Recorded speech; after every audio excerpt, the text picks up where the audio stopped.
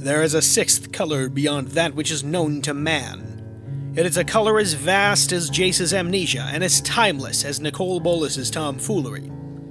It is the middle ground between white protection and black recursion, between blue mind games and green stompy, and it lies between the pit of red removal and the summit of its hogwash. This is the dimension of the Eldrazi.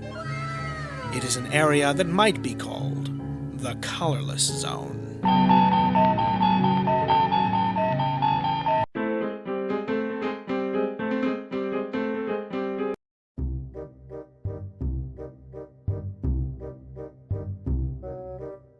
Welcome to Color Theory, the only show that's still confused about if we can do colorless on a show called Color Theory.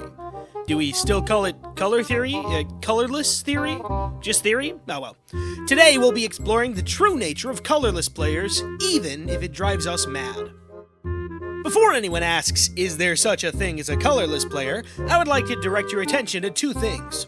Firstly, you're standing on Gorgeable Void, and secondly, Zuladoc is hungry. Side effects of playing colorless include lacking a color identity, wishing your commander had colors in its identity so you could play actual cards, and not being able to think of a third joke about not having a color identity. Really though, it's hard to play side effects when the medicine in this case is lukewarm water. Colorless is one hell of a drug for Magic players. Most uncolored cards are created to occupy the liminal zone between decks, supplying necessary effects for each color to avoid printing the same card 5 times in varying shades of the LGTV flag. Mana rocks, equipment, mana dorks, generic big friends, and the occasional tech card that anyone would be happy to have, while also housing a strange assortment of random creature cards that don't particularly belong to any one strategy. Colorless does, however, have 2 distinct pieces of identity: unfathomable space aliens and Toy Story with hands. As Ugin the Spirit Dragon once said, imagine you reach your hand into a pond. Something fish or stupid. Basically, we can't comprehend the true nature of Eldrazi, and what we see is like a man's hand dipped into a lake. Assuming that man equals Eldrazi, and we're solving for Y equals tentacle monster. What I want to know, though, is what happens when they put things other than their hand into the water. Whisper. I know it's a metaphor, that's not the point. In addition to Cthulhu and her dysfunctional sitcom co-stars, Colorless has a chokehold on artifact creatures. This includes robots, automatons, and the occasional gingerbread cookie. If I had a nickel for every time they made a gingerbread cookie artifact creature, I would have 2 nickels, which isn't a lot, but it's weird that it's happened twice.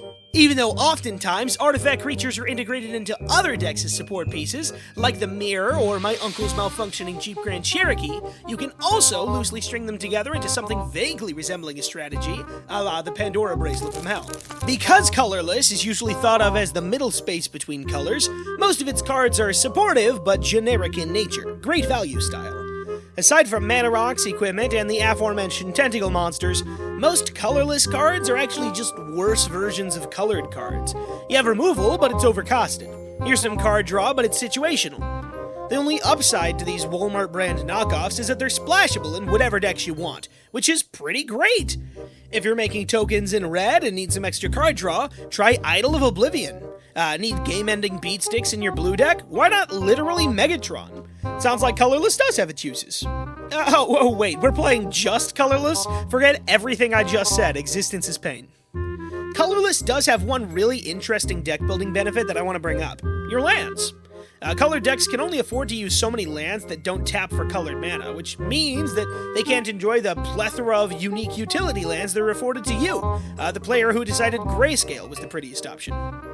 If the Souls of the Innocent, or maybe a bagel, sound good to you, then get ready for my commander pitches. Let's get this one out of the way. Zuladoc Voidgorger is the best colorless commander, no contest.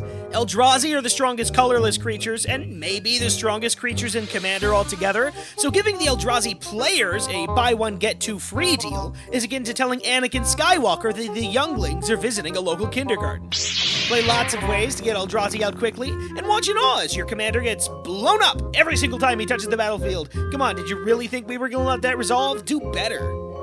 Marvin, the Murderous Mimic, is my funky pick for the video. Marvin here is 2 cost and gains the activated abilities of every other creature you control.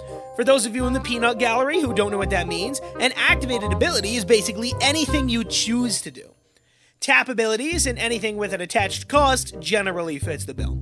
There's two ways to go about playing Marvin. You can either turn him into a game-breaking infinite combo through a series of cards more clearly choreographed than Maulhound getting thirsty at the end of a video, or by stapling as many mediocre effects onto Marvin's forehead as is feasibly possible, like a Frankenstein Little Caesars pizza.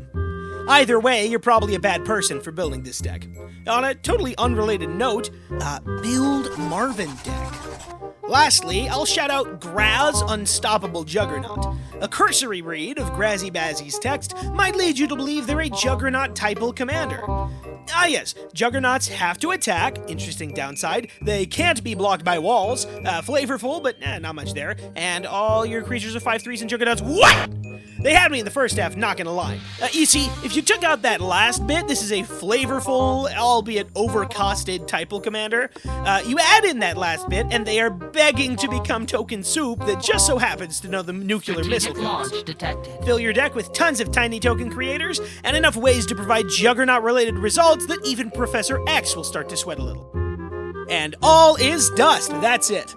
Like, subscribe, all that nonsense, but now that we've officially finished the monocolors, it's time we move on to the two-color combos. Let me know which combination you're most excited for down below, but most importantly, I am coming for your Soul Ring.